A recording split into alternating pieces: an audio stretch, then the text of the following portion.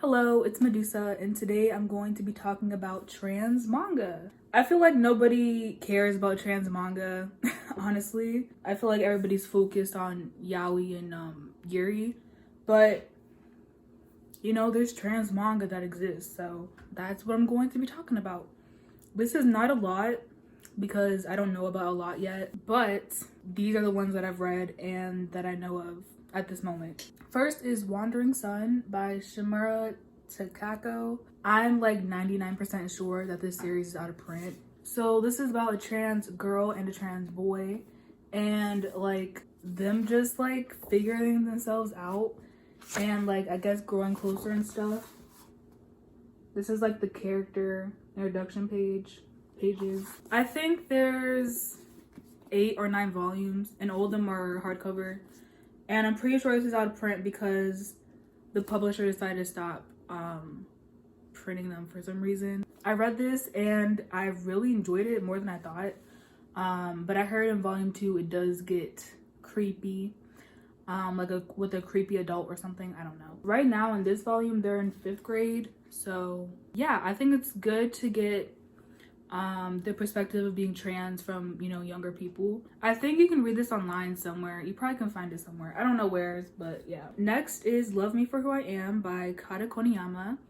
I think this is completed in Japan with 5 volumes, which makes me so sad. This is definitely one of my top favorite manga series, and I'm just so freaking sad that it's complete with 5 volumes. This is about Magumo, who is non-binary and works at an untraditional maid cafe. It's very emotional and very great.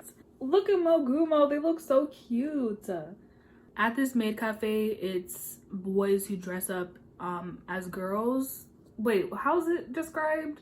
So the term used in the manga is otokonoko, which is guys who dress as girls. Yeah, this is just really great. There's nothing else to say.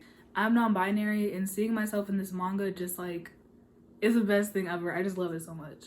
Then I have The Bride Was a Boy by Chi. This is actually like a true story, so it's not fictional.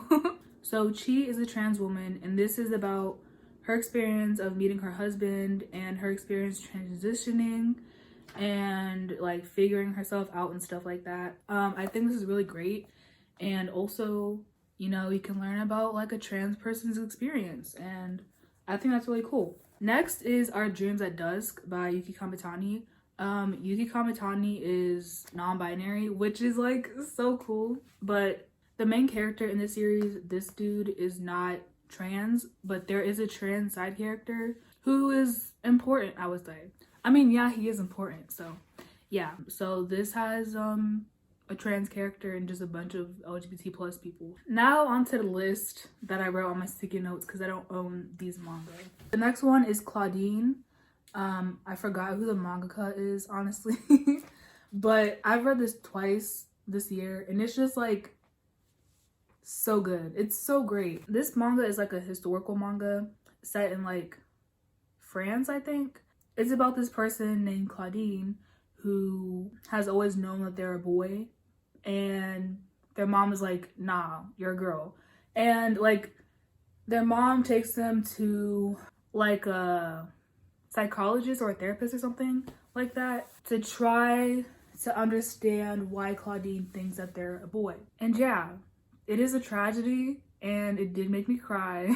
It's really sad and depressing. So like if you are not down for that, then don't read it. It's also like way too dramatic at times, but that didn't bother me for some reason. I just was like, oh my freaking gosh, I just want all the drama. Next is Sakura-Chan to Amane-kun by Asasuki Norito. This is actually not published in a physical manga form, and it wasn't even completed online, which like this is the saddest thing ever because this manga is so freaking great.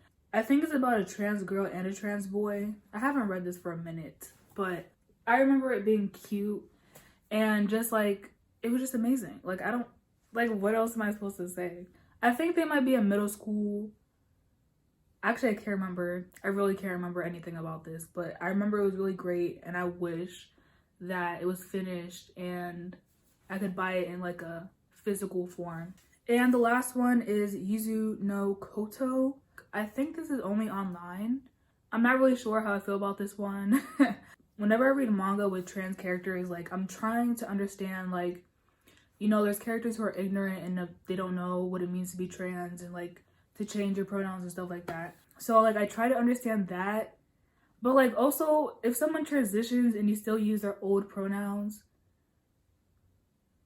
like that's just not okay. So I don't really know how I feel about this, but I need to reread it, but I can't at this moment. So yeah. I actually have one more left that I just thought of, which is Boys Run the Riot. I think that's what it's called. The cover's over here. This is about like, I don't really know what this is about actually.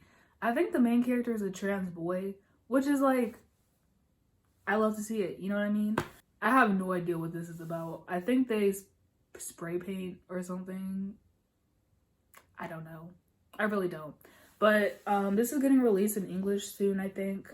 Maybe it's this year or next year. I really can't remember.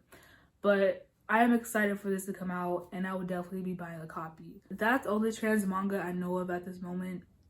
If you know of more, please, please, please tell me. I am literally begging you, please.